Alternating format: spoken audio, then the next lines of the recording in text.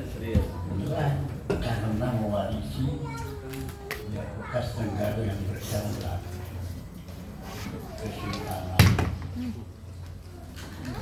Kita lihat misalnya Jogja, Bali, rupanya begitu. Sehingga dorongan untuk mengembangkan itu. Apa namanya? Gubernur rasa raja itu kan. Ya tentu saja lebih bagus daripada gubernur rasa bupati.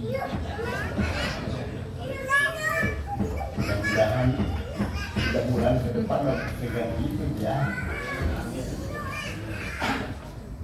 Nah kemudian yang di perguruan tinggi para rektor mudah-mudahan juga para rektor ini memimpin perguruan tinggi bukan rasa perguruan tinggi kabupaten, tapi memimpin lembaga keilmuan seperti keilmuan yang dikembangkan oleh Fakih Najamudin sebagai ilmuwan zaman Kesultanan Banten. Pada gambar di lambang di UIN itu warnanya ada dua, yang satu merah marun, yang satu lagi krem, sebetulnya krem. Nah, merah marun itu yang warnanya itu dibikin jaket alma maternya Utirta. Kemudian krem itu dibikin jaket alma maternya IAIN dulu dan UIN. Itu sebetulnya perpaduan dari warna merah marun adalah warna kesayangan para sultan ketika memakai baju kebesaran. Sedangkan yang warna krem sebetulnya itu jubah kebesaran Fakih Najamudin. Jadi bersatunya ilmuwan dan birokrat yang menandakan suatu kemajuan Banten. Sehingga dan kita bisa lihat seperti itu. Nah kemudian saya masih ingat tuh waktu Pak Soleh Hidayat dikukuhkan menjadi guru besar, saya diminta sambutan oleh Pak Hidayat dan Pak Rahman waktu itu rektornya, dan saya katakan itu jadi membawa nama besar Sultan Ageng Tirtayasa dengan warna begini. Tentunya itu ada motivasi dan ada tujuan pendidikan itu. Sehingga di zaman Pak Profesor Yoyo dan sebelumnya itu Pak Bari itu pernah dicetuskan juga. Waktu itu UIN belum ada, yang ada itu IAIN. Sebelum Untirta dinegerikan dan sebelum STIN menjadi IAIN, waktu itu memohon kepada Pak Derajatun ketika ada pertemuan di Hotel Borobudur ya, dan waktu membicarakan soal pembangunan di Banten,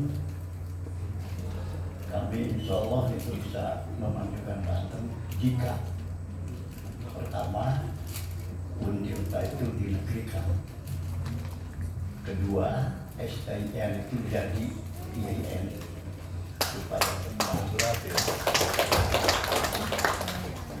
kenapa begitu? Nah, ini antara UIN dan Untirta ya itu kemudian diinginkan waktu itu jadi lokomotif kembar, lokomotif kembar yang berjalan bukan kompetisi, bukan balapan, tapi berjalan serasi gitu di bidang di bidang kesultanannya itu Untirta, di bidang keilmuan karena pakai Najamuddin itu ilmu agama yang internasional pada waktu itu, pusat pengetahuan oleh IAIN.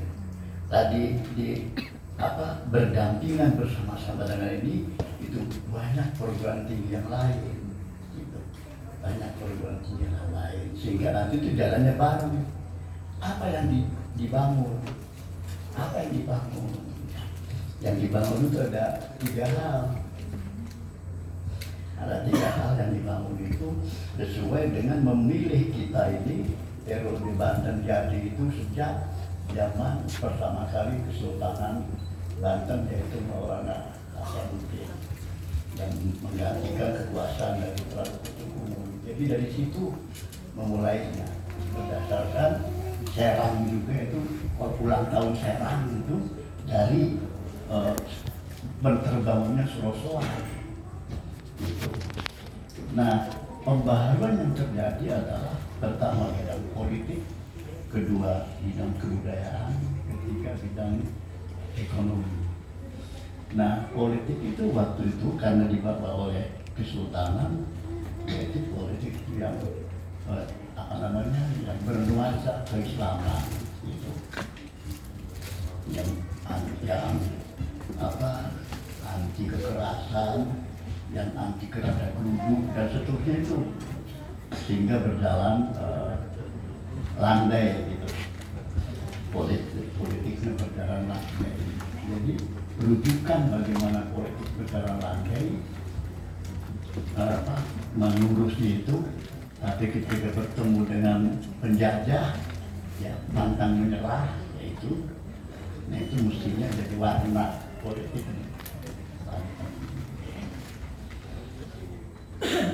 Kemudian bangunan yang kedua adalah kebudayaan. Kebudayaan ini artinya jangan diartikan sempit hanya kesenian, hanya apa, bukan itu, tapi kebudayaan dalam arti yang luas, termasuk di dalamnya worldview, pandangan utama dari Banten itu. Termasuk dalam budaya itu adalah ilmu pengetahuan. Jadi artinya pengembangan kebudayaan itu termasuk di dalamnya pengembangan ilmu pengetahuan. Sehingga, nah di sini letak perguruan tinggi saya ini.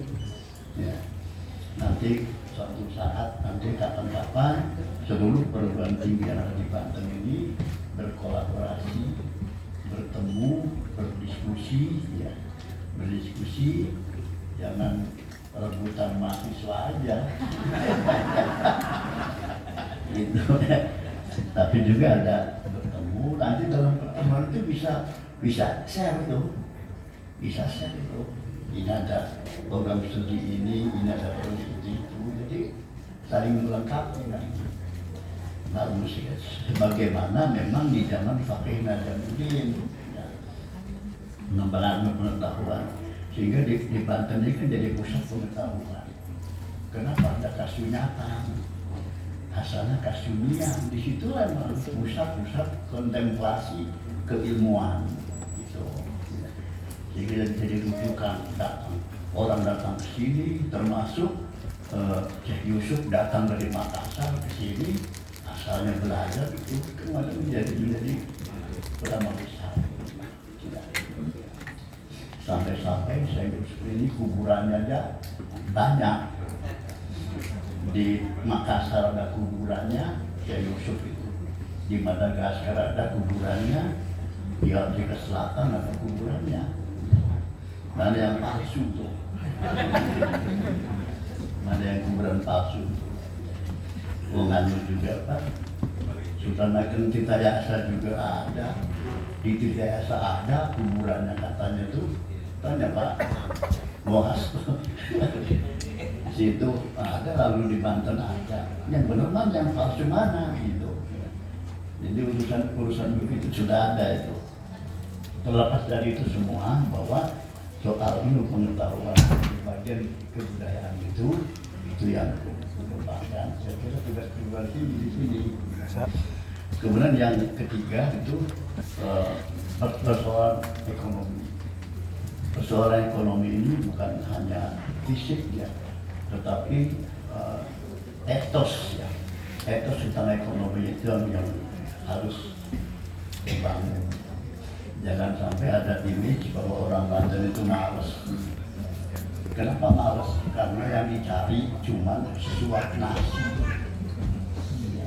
Dari sesuap nasi dan malas sudah kesuap sudah selesai. Mestinya dicari gunung emas.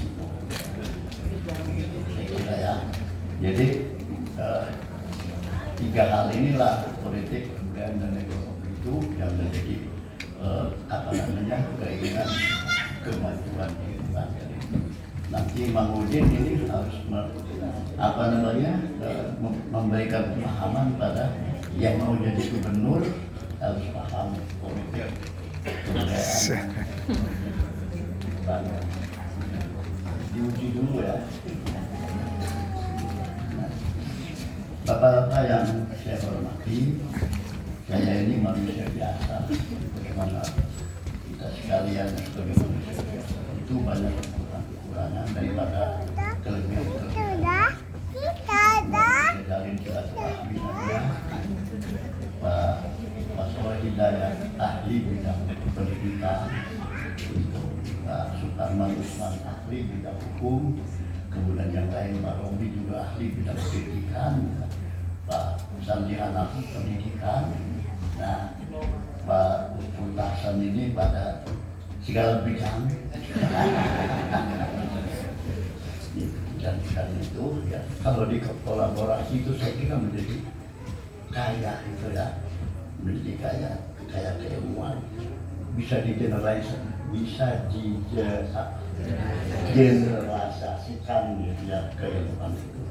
Sebagaimana Syekh Muhammad Nawawi Al-Baghdadi yang disebut sebagai ulama general, ilmunya banyak mencakup yang segala kalangan.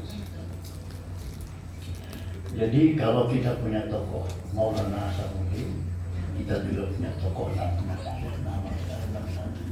kalau dikaji itu luar biasa ya, kalau menjadikan inspirasi kita sekalian itu saya kira harapan saya dalam kesempatan ini yang mumpung kita masih diberi nikmat oleh Allah Subhanahu wa Ta'ala dan selama 40 tahun berada di pusat nih.